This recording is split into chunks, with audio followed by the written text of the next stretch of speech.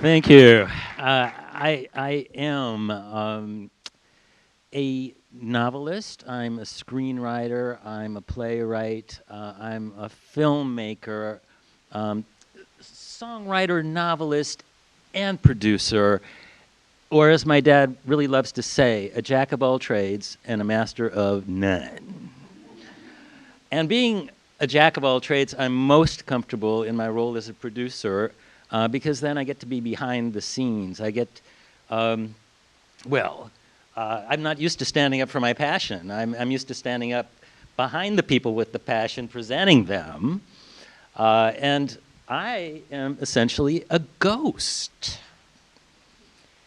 But what I really like is to be out there where you are, listening, to be in the audience. And the favorite audience of mine is the theater audience.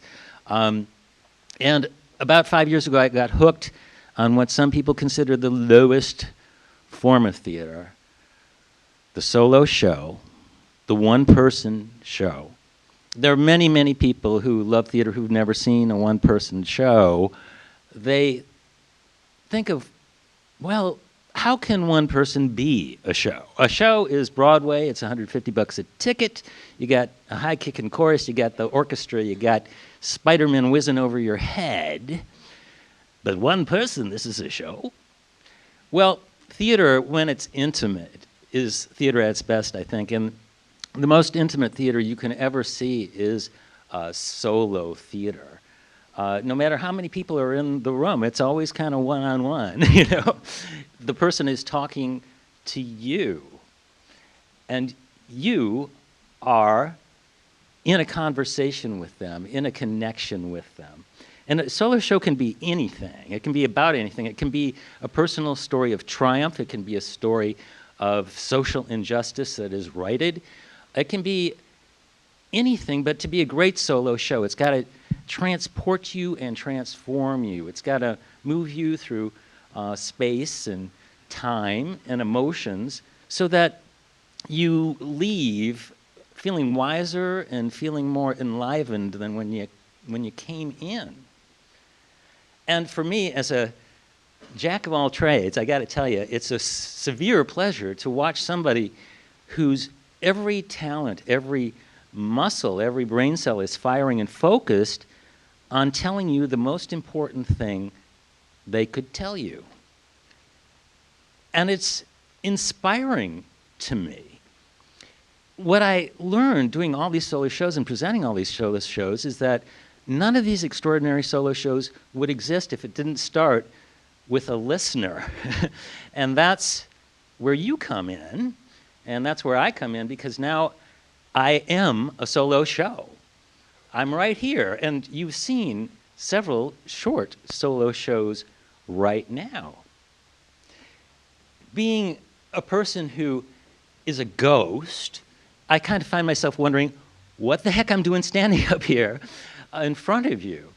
And when I think back, I realize that as I studied solo performance, I presented workshops in how to create solo performance as well as presenting the solo performances themselves.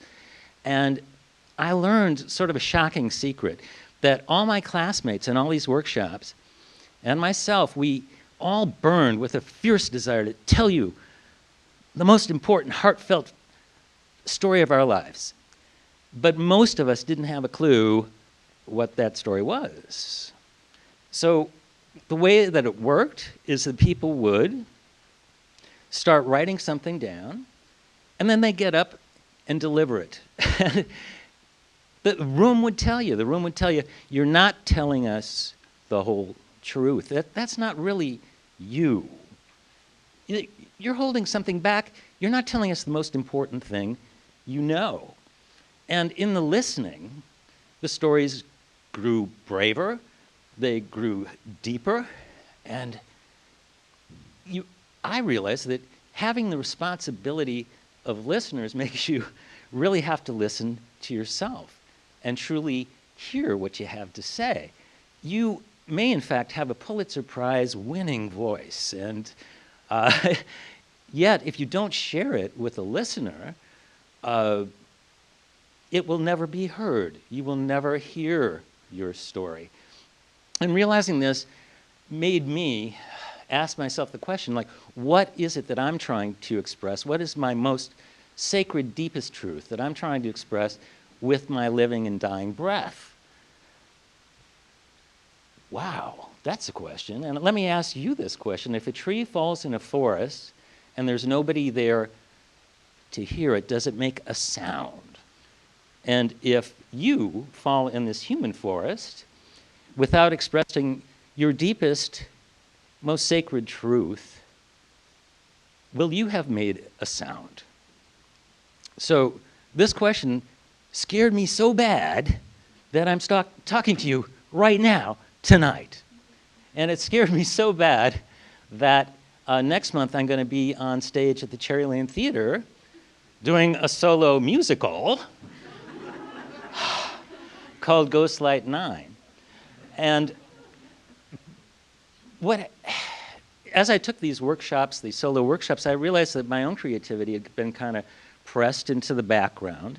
And once I started writing and singing and telling my story, it was a fierce momentum of its own.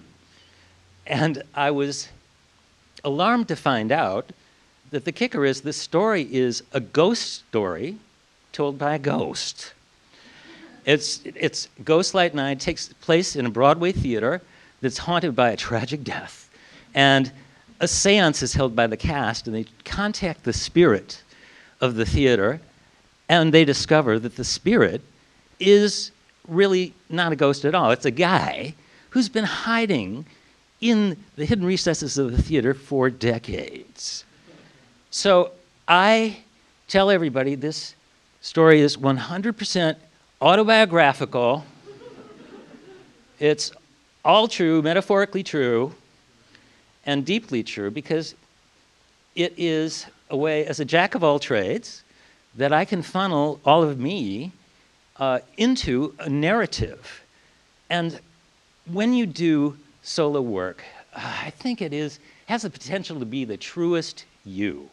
Like today, we got to see like 6 short solo shows, and there's such depth and such authenticity and true feeling and true heart in them that it's really refreshing, and it recommits me to the idea of solo performance. I really need to thank you for listening to me express my passion, and everybody in this room, and stand up for your passion for bringing this out of me and bringing everybody out to see all of this. And I would really want to leave you with a wish that you will find your own room. You will find your own listeners, and you will start speaking up and speaking your mind, speaking your heart, speaking your passion, because you'll be astonished at the story that you tell. If you do this, you will be rewarded, because you will hear the deepest, most sacred, until this very moment, secret you. Thanks.